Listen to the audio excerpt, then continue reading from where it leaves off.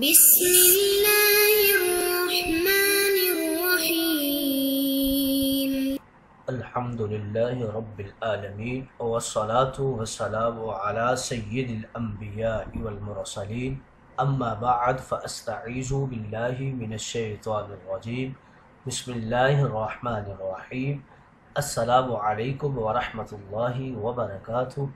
عزیز طلبہ کرام، امید کرتا ہوں احباب خیر سے ہوں گے۔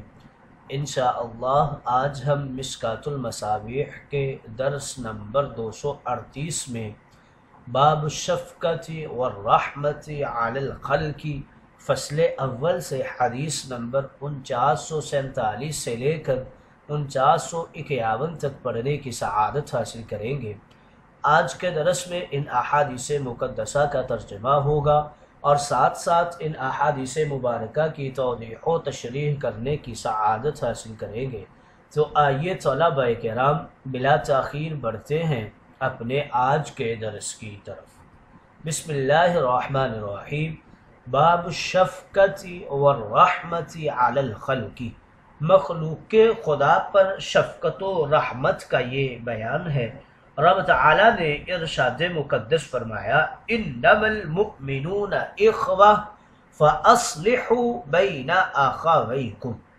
اس باب میں یتیموں، بیواؤں، مظلوموں، مصیبت میں گرفتار غم زدہ لوگوں، بوڑھوں اور چھوٹوں پر شفقت اور پیار و محبت کرنے کی احادیث کو ذکر کیا جائے گا، اور وہ احادیث مقدسہ بیان ہوں گی جن میں ان لوگوں کے حقوق کی ادائیگی اور ان کے ادب و احترام کرنے پر زور دیا گیا ہے۔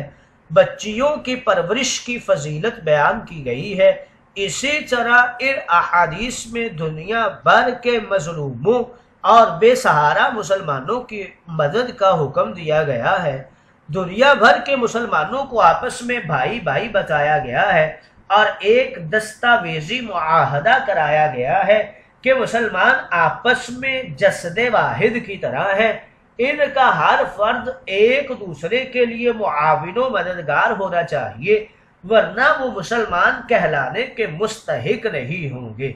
اللہ رب العزت نے کل 100 رحمتیں ہیں، ان میں سے ہر ایک رحمت کائنات میں اپنا کام دکھا رہی ہے، جس کی وجہ سے انسان اور حیوان آپس میں رحمت کا معاملہ کرتے ہیں۔ آئیے طلبہ کرام اس باب کی پہلی فصل کی پہلی حدیث مقدسہ کی طرف بڑھتے ہیں۔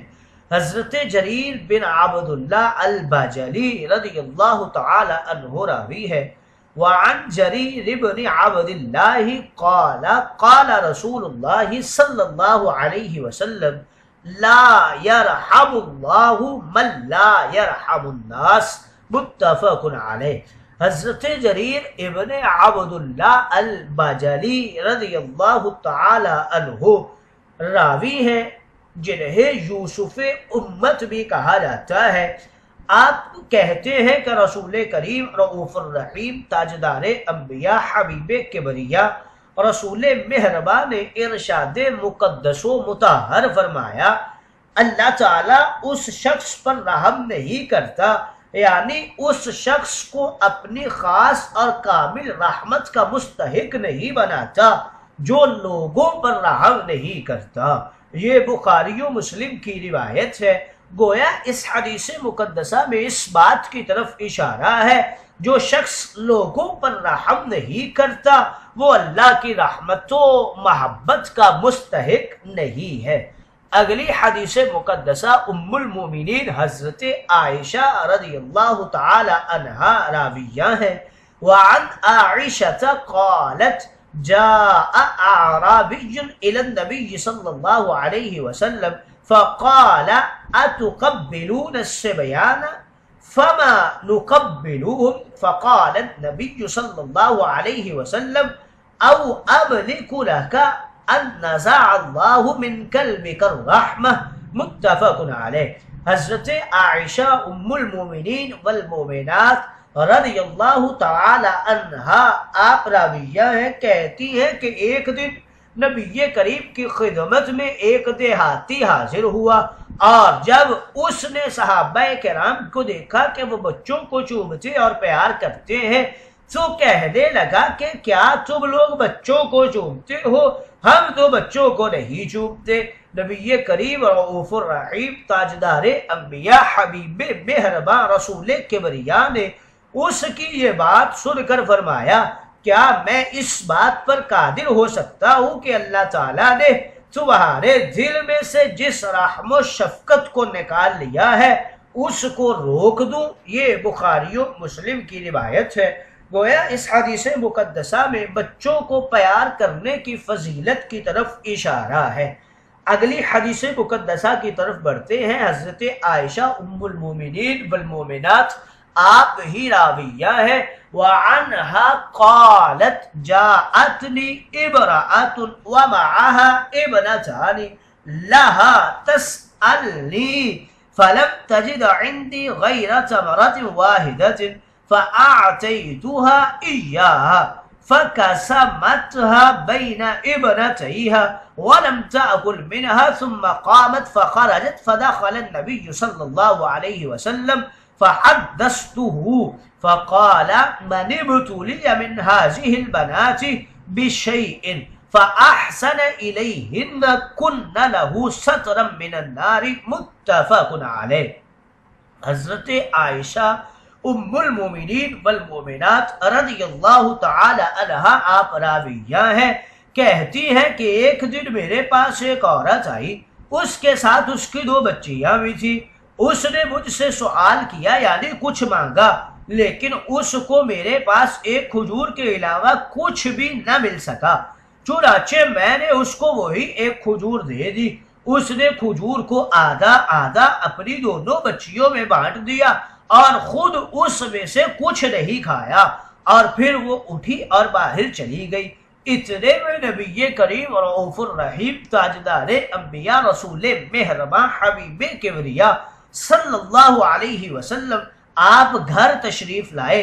میں نے آپ سے اس عورت کا یہ واقعہ بیان کیا تو آپ نے فرمایا کہ جو شخص ان بچیوں میں سے کچھ یعنی 1 یا 2 یا زیادہ لڑکیوں کی وجہ سے ابتلاء و آزمائش میں ڈالا جائے اور وہ ان بچیوں کے ساتھ یہ احسان و سلوک کرے تو وہ بچیاں اور اس کے ساتھ کی گئی وہ نیکی اس مرد کے لیے یا اس عورت کے لیے دوزخ کی آگ سے پردہ بن جائے گی۔ یہ بخاری و مسلم کی روایت ہے۔ گویا اس حدیث مقدسہ میں لڑکیوں کی پرورش کی خاص فضیلت کی طرف اشارہ ہے۔ مدبتولیہ لڑکیوں سے متعلق اس فضیلت کی وجہ یہ ہے کہ لڑکیاں بڑی ہو کر دوسروں کی خدمت کرتی ہے، ماں باپ کے کام نہیں آتی ہے۔ گویا ماں باپ نے جو 15-20 سال تک ان کو پالا ہے تو دوسروں کے فائدے کے لیے پالا، یہ محض ہمدردی اور رحمت و شفقت ہے، کوئی دنیاوی اغراض و مقاصد مقصود نہیں ہوتے۔ اس لیے لڑکیوں کے پالنے پر یہ ثواب ملتا ہے، اور رہ گئے لڑکے تو ان کے پالنے میں دنیاوی مقاصد پیش نظر ہوتے ہیں کہ وہ بڑے ہو کر باپ کے کام کو سنبھال لیتے ہیں، اسی لیے ان کے پالنے پر یہ ثواب نہیں ملتا۔ اور جن علاقوں میں لڑکیوں کو فروخت کر کے پیسہ لیا جاتا ہے شاید وہاں یہ ثواب نہیں ملے گا بلکہ الٹا عذاب ہوگا۔ شریعت کے اصول کی تعلیم اسی طرح معلوم ہوتی ہے۔ اس حدیث مقدسہ میں لڑکیوں کی پیدائش کو ابتلاء اور آزمائش قرار دیا گیا ہے، لہٰذا یہ ثواب لڑکیوں کے ساتھ خاص ہے اور صرف ان کی پرورش پر یہ ثواب ملے گا۔ یہاں اس واقعہ کو دیکھ لیا جائے اور ماں کی شفقت و رحمت کو دیکھ لیا جائے کہ خود کچھ نہیں کھایا لیکن بچیوں کو کھلایا ہے۔ اللہ تعالیٰ کی 100 رحمتوں میں سے صرف ایک رحمت دنیا میں اثر دکھا رہی ہے، باقی رحمتوں کا ظہور قیامت والے دن ہوگا۔ اگلی حدیث مقدسہ کی طرف بڑھتے ہیں۔ حضرت انس رضی اللہ تعالی عنہ راوی ہے۔ وعن انس قال قال رسول اللہ صلی اللہ علیہ وسلم من عال جاریتین حتی تبلغ جاء یوم القیامت آنا وهو هكذا وضم اصابعه رواہ مسلم۔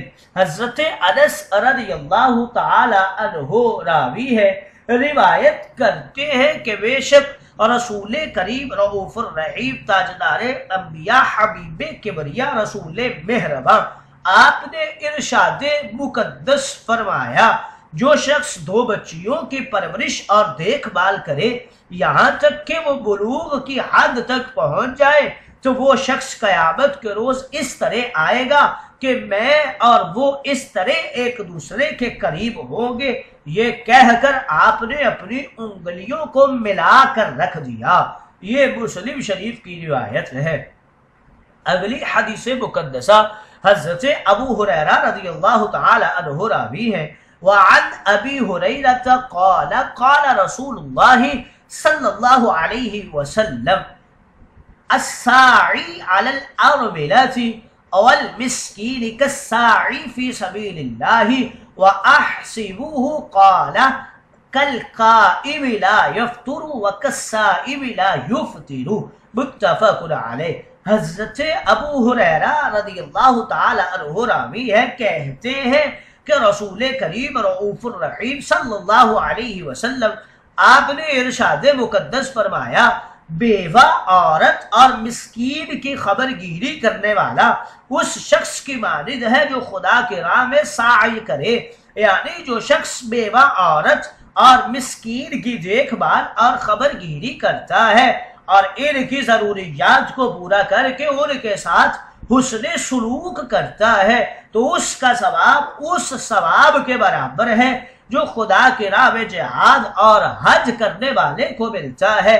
اور میرا گمان ہے کہ انہوں نے یہ بھی بیان کیا کہ بیوہ عورت اور مسکین کی خبر گیری کرنے والا اس شخص کی مانند ہے جو نماز و عبادت میں شب بیداری کرتا ہے اور اپنی شب بیداری میں نہ کوئی سستی کرتا ہے اور نہ کسی فطور اور نقصان کو گوارا کرتا ہے، اور اس شخص کی مانند ہے جو دن کو کبھی افطار نہیں کرتا کہ جس کو صائم الدہر کہا جاتا ہے۔